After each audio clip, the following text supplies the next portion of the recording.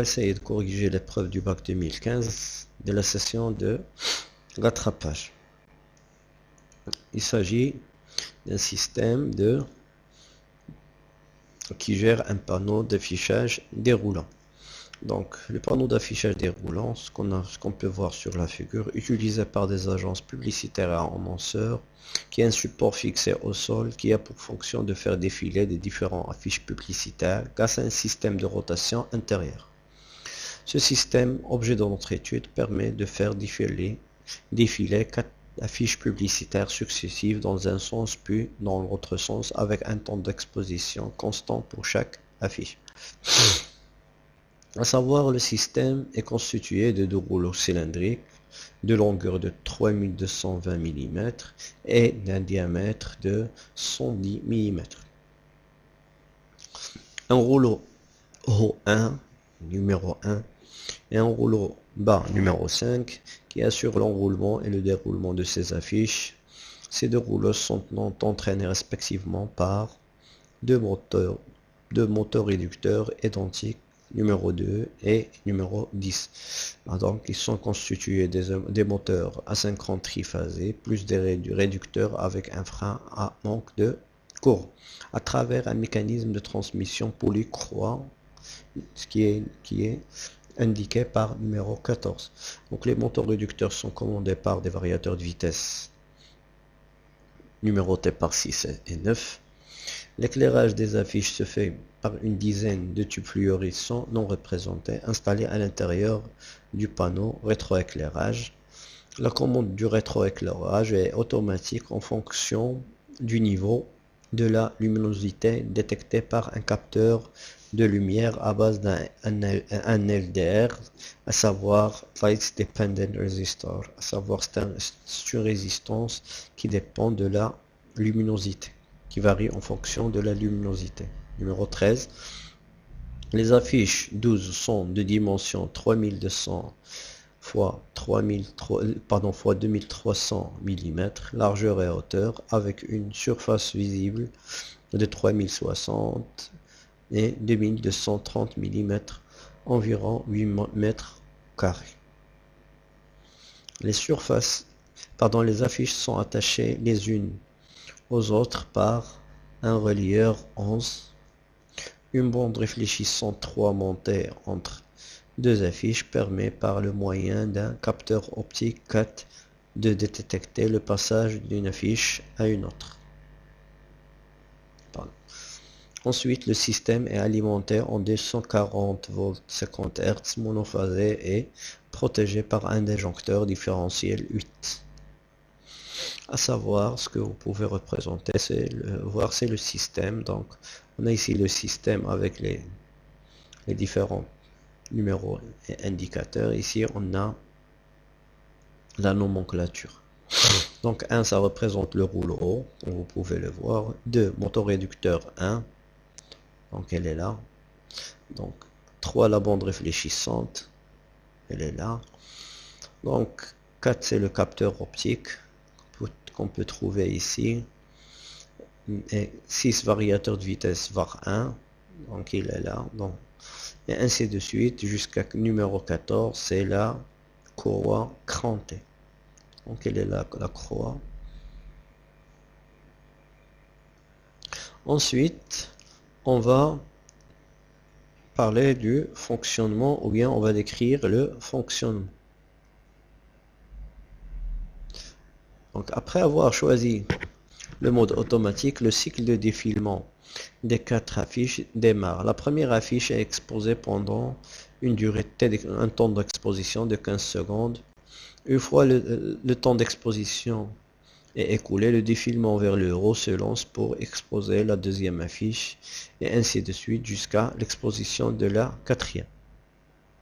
Les affiches défilent ensuite dans le sens contraire. Ils vont défiler dans le sens contraire de la quatrième affiche jusqu'à arriver à la première affiche et le cycle recommence suivant la figure ci-dessous.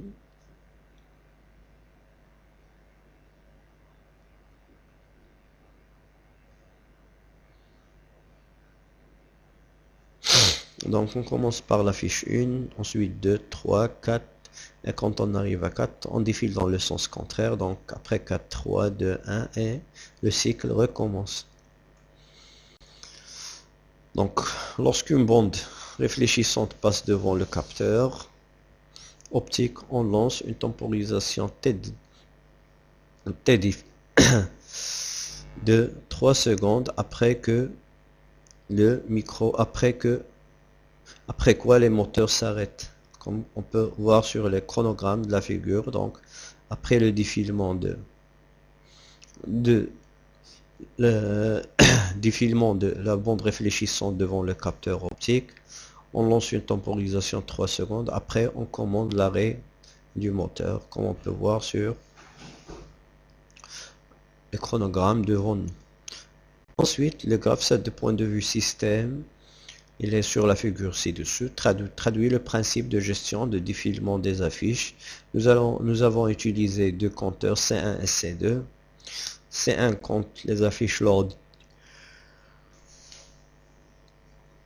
du défilement vers le haut et C2 les compte lors du défilement vers le bas.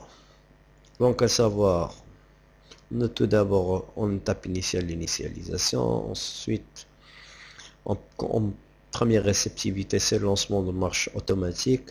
Donc on attend une temporisation de 15 secondes, ensuite l'écoulement des 15 secondes, défilé vers le haut, détection de passage d'une affiche, ensuite défiler vers le haut et attendre 3 secondes, fin de temporisation, donc arrêter les moteurs, ensuite arrêt de défilement, incrémenter le moteur, ensuite on teste si on est à 3 ou pas. Si on est à 3 on recommence, si on est à 3 on est déjà arrivé à 3, donc on passe à défilement dans le sens contraire et ainsi de suite jusqu'à atteindre toujours la valeur 3. Si on atteint 3, on revient à l'étape initiale, sinon on reprend les étapes 6, 7, et 8 et 9 jusqu'à avoir le compteur arrive à la valeur 3. Donc tendre les affiches. Pour qu'une affiche soit vue et lisible correctement, il doit être bien tenu. Ce résultat est obtenu par le paramétrage des variateurs de vitesse, figure ci-dessous. Donc dans le sens 1, le défilement vers le haut, le moteur M1 enroule les affiches à la vitesse ω et le moteur M2 les déroule à la vitesse ω légèrement inférieure à ω ce que vous pouvez voir sur l'affiche, la figure. Ensuite, pour le déroulement ou bien défilement dans l'autre sens, dans le deuxième sens, ce qu'on peut dire défilement vers le bas, le moteur M2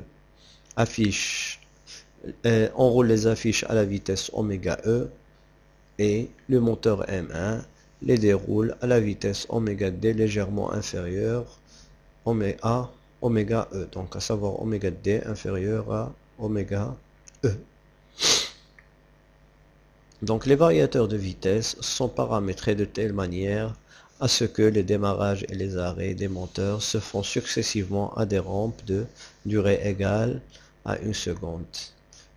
Le temps d'accélération égale le temps de décélération égale 1 seconde, ce qu'on peut voir ici. Dans le cas du premier moteur, vitesse du moteur 1 enrouleur, vitesse du moteur 2 dérouleur. Donc, en ce qui concerne la gestion de l'éclairage des affiches se fait par une dizaine de tubes fluorescents installés à l'intérieur du panneau. La commande des tubes fluorescents est automatique en fonction du niveau de la luminosité détectée par le capteur de lumière à base d'une photorésistance. À savoir, on a la partie d'acquisition, donc la chaîne du conditionnement du signal issu du capteur. Donc on a un capteur de type LDR, ensuite on filtre le signal issu du capteur et pour ensuite l'adapter ou bien la mise en forme à l'aide d'un trigger plus un adaptateur du signal. Donc tout d'abord, commençons par l'étude de point de vue système. Donc le graphe 7 point de vue système, il traduit la gestion du défilement des affiches. En vous référant à la configuration matérielle, ce qu'on peut voir de la configuration matérielle à l'aide d'un automate programmable, on est amené à compléter le graphe 7 de point de vue automate programmable industriel. Donc, on vous est dans du graphe 7 point de vue système, point de vue système et l'implantation, la configuration matérielle, on est amené à répondre à cette question. Donc, si on veut compléter ça, donc en se basant sur ce qu'on a vu, et le graphe 7 point de vue système et la configuration matérielle, donc on aura en étape 3, première action Q1 et Q3. Ensuite, pour l'étape 4, on aura Q5. Pour la réceptivité associée à l'étape 4, on a une temporisation T2. À l'étape 4, à savoir X4 de 3 secondes. De même, pour l'étape 6, l'action associée c'est T, c'est une temporisation d'exposition. Pour l'étape 7, on va mettre, pour la réceptivité associée à l'étape 6, c'est T1, X6 de 15 secondes. Ensuite, pour l'étape 7, on aura Q5 et Q7. Et comme ça, on a terminé la correction de cette partie. Ensuite, on va voir étude de la gestion d'éclairage. Les tubes fluorescents qui assurent le rétroéclairage des affiches ne s'allument qu'une fois l'éclairement descend au-dessus d'un certain niveau. Le circuit de détection de la lumière est constitué, comme le montre la figure ci-dessous, d'un capteur de lumière photorésistance LDR, d'un circuit de conditionnement filtre plus trigger, et ensuite un adaptateur, comme vous pouvez le remarquer sur le schéma. Maintenant, on va parler du capteur. On va traiter le capteur de lumière. On admet qu'au moment du coucher du soleil, l'éclairement est de 400 lux. À partir de la figure ci-dessous, et en exploitant la caractéristique de la photorésistance LDR, on est amené à calculer la valeur de R1 pour que V0 soit égal à 6,11 au moment du coucher de soleil. Donc, à savoir, en appliquant diviseur tension, on aura, donc en appliquant le diviseur tension, V0 égale VCC que multiplie R1 sur R1 plus R0. Donc, à savoir, VCC sur V0 égale 1 plus R0 sur R1, d'où R0 sur R1 égale VCC sur V0 moins 1, d'où R1 égale R0, le tout divisé par VCC sur V0 moins 1. Si on réalise une application numérique, R1 égale 2,07 kilo ohm, à savoir, on a obtenu la valeur de R0 à partir de la caractéristique. Donc pour avoir l'éclairement de 400 lux, comme on peut le voir à partir de la caractéristique, on a R0 égale 2 kilo ohm. Ensuite, on va parler du dimensionnement du filtre. Pour atténuer les perturbations électromagnétiques dues à la présence des circuits inductifs, des moteurs électriques, des ballasts pour les tubes fluorescents et des variateurs de vitesse qui peuvent altérer le fonctionnement correct du système, on utilise un filtre passif, figure ci-dessous, donc à savoir un filtre RC. Notre objet est de dimensionner ce filtre de manière à atténuer tous les signaux dont la fréquence est supérieure à quelques Hertz. On donne V0, c'est une notation complexe du signal de perturbation, R égale 16 kΩ et C, condensateur de capacité C. Donc tout d'abord, on doit mettre l'expression de la fonction de transfert du filtre sous la forme T égale T1 divisé par V0, pardon, T égale V1 sur plus divisé par V0 est égal 1 sur 1 plus J oméga sur oméga C. On doit déduire l'expression de oméga 0 en fonction de R et C. Donc, à savoir, en appliquant le diviseur de tension, automatiquement, on aura V1 égale V0 que multiplie ZC, le tout divisé par ZC plus ZR. À savoir, l'impédance ZC et l'impédance ZR associée à la résistance SZC, l'impédance associée au condensateur C. Donc, T qui est égal V1 sur V0 est égal ZC sur ZR plus ZC divisé par ZR plus ZC. Donc si on remplace chaque impédance par sa valeur, donc ZC égale 1 sur GC oméga, ZRCR plus 1 sur GC oméga. Si on cherche le dénominateur commun, donc les dénominateurs vont se simplifier. On aura comme résultat final T égale V1 sur V0 est égal 1 sur 1 plus JRC oméga qui est égal 1 sur 1 plus J oméga sur oméga 0, d'où oméga 0 égale par identification 1 sur RC. Donc maintenant, on est amené à partir de la réponse en fréquence de ce filtre, représenté ci-dessous, on est amené à déduire sa fréquence de coupure F'0 à moins 3 décibels. On est amené à calculer la capacité du condensateur C pour avoir une fréquence de coupure F0 égale 10 Hz. Donc pour déduire la fréquence de coupure, donc d'après le diagramme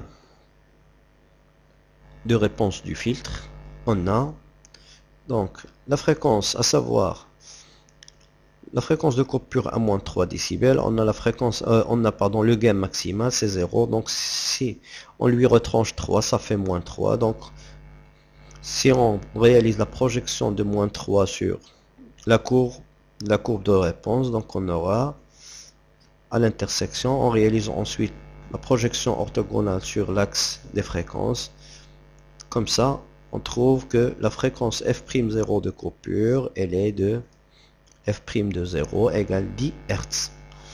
Ensuite, on doit calculer la capacité du condensateur C pour avoir une fréquence de coupure F0 égale 10 Hz. On sait très bien que oméga 0 égale 2 pi fois F0 est égal 1 sur RC. D'où C égale 1 sur 2 pi fois F0 fois R. Application numérique, on trouve C à peu près égal 1 microfarad. En ce qui concerne maintenant la détection des seuils, pour éviter que les tubes fluorescents s'allument et s'éteignent d'une façon répétitive à cause d'une variation de la lumière autour des seuils, on utilise un trigger à deux seuils de basculement. Figure ci-dessous, la diode, le comparateur et le transistor sont parfaits. Les seuils de basculement de ce trigger peuvent être calculés à partir de l'expression littérale V seuil égale Vref sur R2 plus Vout sur R4, le tout divisé par 1 sur R2 plus 1 sur R3 plus 1 sur R4. Comme vous pouvez remarquer, c'est une application directe du théorème. Donc je disais, comme vous pouvez le remarquer, que la tension du seuil qu'on a appliqué Millman, le théorème de Millman à la tension ou bien à la borne V plus de l'amplificateur opérationnel, et comme ça on a obtenu cette expression. À savoir, on prend Vref égale plus 12 volts, R2 et R3 égale 3,3 kg et R4 égale 90 kg ohm. On est amené à calculer les deux seuils VS1 et VS2 de basculement du trigger, VS1 pour Vout égale plus 12 volts et VS2 pour Vout égale moins 12 volts. Donc, on a normalement la formule, il suffit de remplacer. Donc, en remplaçant Vout par 12 volts et Vref par 12, on obtient VS1 égale 6,11 volts. De la même façon, en remplaçant Vout par moins 12 et Vref par 12, et les autres valeurs, donc on aura VS2 égale 5,68 volts. Donc en vous aidant du diagramme de la fonction de transfert de ce bloc, donc trigger plus adaptateur de signal, figure ci-dessous, complétez les chronogrammes de V2 en tenant compte des seuils VS1 et VS2. Donc si on commence, donc comme on peut remarquer, donc tout au départ, la tension V1 elle est croissante, donc jusqu'au là elle est croissante. Donc quand il est croissante, elle bascule au seuil VS1. Donc on doit partir d'ici jusqu'à atteindre VS1. C'est là où on peut basculer de 0 vers plus 24. Donc jusqu'à VS1, on va passer de 0 vers plus V7. Et d'ici à ici, elle est décroissante. Donc, quand il est décroissante, il doit basculer à VS2. D'accord? Il va basculer de plus 24 vers 0. Donc, ici, donc cette partie elle est décroissante. Donc, il n'atteint pas VS2. Donc, il n'y a pas de changement. Ici, croissante. Donc, toujours à 24. Et ici, il va décroître jusqu'à VS2. Ici, puisqu'il est décroissant et il a atteint VS2, il va changer d'état. Hein, comme vous pouvez remarquer. Donc, à ce point, on va passer à 0. Ici, on varie autour de 0. Donc, on n'a pas, même si elle est croissante, il n'atteint pas VS1. Donc, de même ici, elle est décroissante. Donc, il joue autour de seuil 2. Ici, il est croissante et elle atteint VS1. Donc, on va passer à 0. Il continue ici, croissante. Donc, il reste toujours à plus 24. Donc, on a besoin d'un temporisateur à retard pour que les lampes ne s'allument pas lors d'une diminution passagère de l'éclairement qui dure moins de 30 secondes. On insère dans le programme de gestion d'éclairage une fonction de temporisation qui va engendrer un retard à l'enclenchement de 30 secondes. À savoir, on a une entrée, on commence le comptage jusqu'à atteindre 0, et comme ça, on a écoulé un temps de 30 secondes. Donc, complétez le chronogramme de la sortie du temporisateur en fonction de l'état de son entrée. Donc, comme vous pouvez remarquer ici, donc la durée ne dure pas 30 secondes, donc il n'y aura pas de changement. Ici, à l'état bas, donc il n'y a pas de problème, donc ça reste, donc d'ici à ici, ça reste en 0, parce que l'état haut, puisqu'il ne dépasse pas les 30, il n'atteint pas les 30 secondes, donc il n'y aura pas de changement. Donc ici, donc on commence à partir d'ici, on commence une autre fois le comptage, puisque ici, on déclenche, mais ici, vous remarquez que l'état haut, donc le passage, elle est d'une durée très largement supérieure à 30. Donc quand on atteint les 30, on va changer d'état. Et ici, après une durée indéterminée qu'on ne peut pas définir, donc on a repassé à 0. Donc après la fin, donc on repasse à 0 tout simplement. Donc le programme de gestion de l'éclairage, le signal V2 de commande de l'éclairage, figure ci-dessous, est alors appliqué directement à l'entrée I1 de l'automate.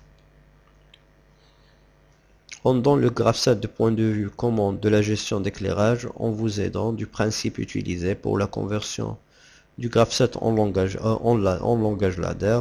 On demande de compléter le programme en langage ladder de la gestion d'éclairage.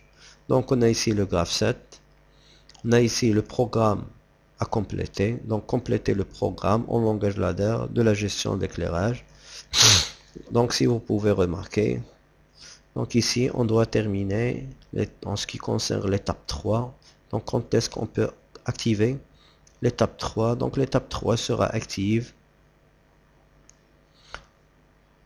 en passant par l'intermédiaire de l'étape 2 et I1 bar et la temporisation de 30 secondes, c'est comme vous pouvez remarquer. Donc M2 c'est l'étape 2, I1 bar et la temporisation T1.